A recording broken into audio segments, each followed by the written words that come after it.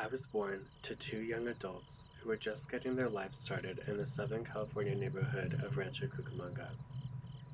Some details I have of their lives during this time were that they both had good jobs.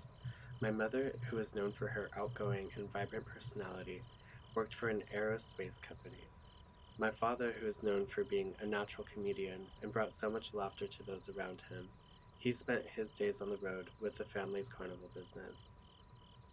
Their lives together did not last long, and it was soon after I was born that they split up, leaving me torn between each of their households.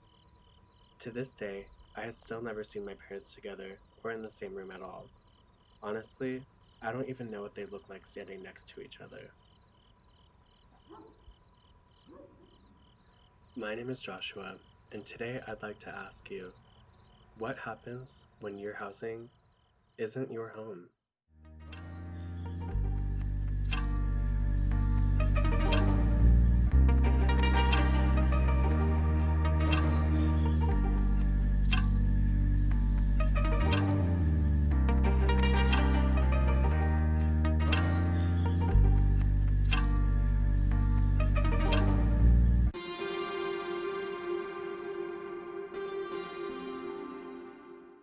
After a few mistakes made by my parents, intervention from local authorities and CPS would finally come after my mom's boyfriend was caught abusing me and tried to kill me by pouring boiling water all over my body, leaving me with third-degree burns on my torso, back, arms, and parts of my face.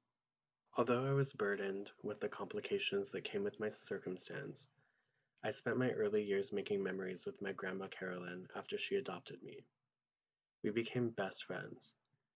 We did everything together, from watching late-night TV to riding horses. She was the person I cherished the most, and her care for me made me forget that my biological parents were not in the picture. After years of living with emphysema, my grandmother passed away when I was 10 years old. Completely devastated, my grandfather was unable to care for my sister and I, so we went to live with our aunt and uncle who lived nearby. We already spent so much time with them that the transition to living with them was nearly effortless. Although struck with tragedy, I was excited to live with my cousins, who I was already very close to.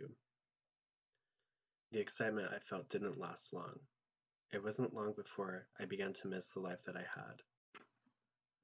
I lived with my aunt and uncle until I was 12 years old, which is when my biological mother came back into the picture. And after a few court battles and some visitation, I was given the opportunity to live with her again, which I took.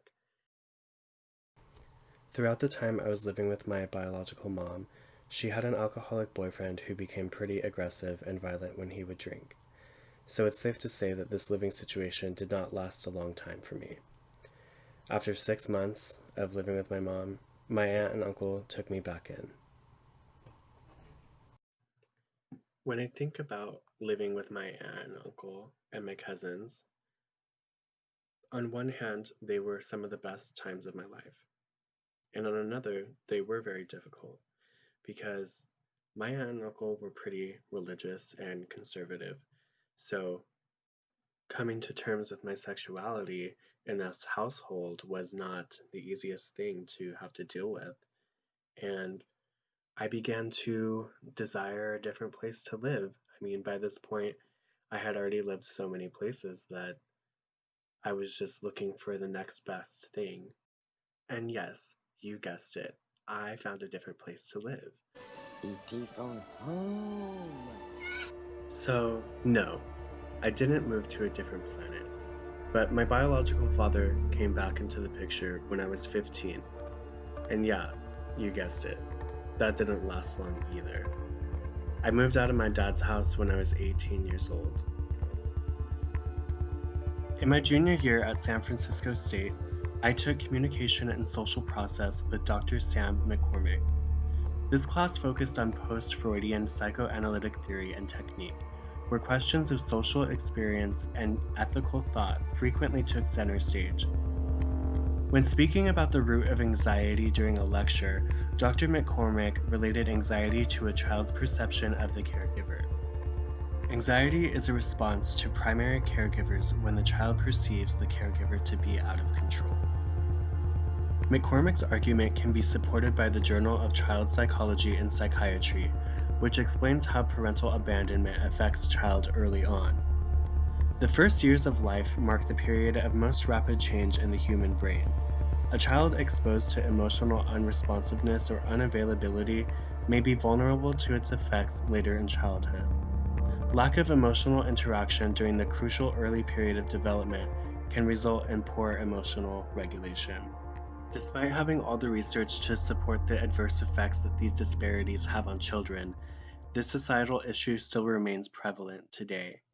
For reasons such as income inequality, racial injustice, substance abuse, and mental health, we still have not been able to put an end to this disparity.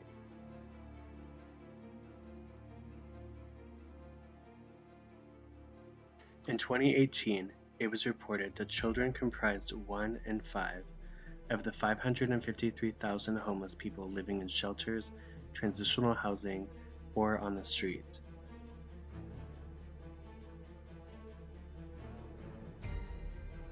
Are you lost yet? To bring this all together, my story is just one of the thousands of people in the US who have faced housing insecurity throughout their childhood. My personal narrative consists of 2 disparities in housing: multiple moves and homelessness. Moving 3 or more times in 1 year has been associated with negative health outcomes in children, and those who move frequently are more likely to have chronic conditions and poor physical health. I faced homelessness 4 separate times from the time I was 18 and into my late 20s. But homelessness is not always characterized by living on the streets and being addicted to drugs. Homelessness is housing deprivation at its most severe form. It is defined as lacking a regular nighttime residence or having a primary nighttime residence that is just temporary, or other places not designed for sleeping.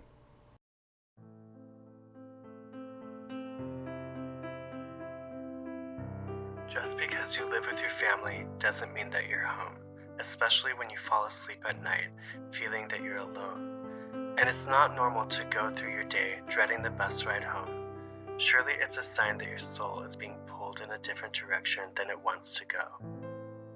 You're not home when you're constantly dreaming about another place to be, to live your truth, to really be free. It's not healthy mentally to be under constant scrutiny and hyper-aware of your inability to exist peacefully. Your home is where you lay your head at night and feel embraced by the love that exists within the walls that you sleep. Comforted knowing you no longer need to fear waking up to damaging heavy hands or merciless mouths that stain your soul.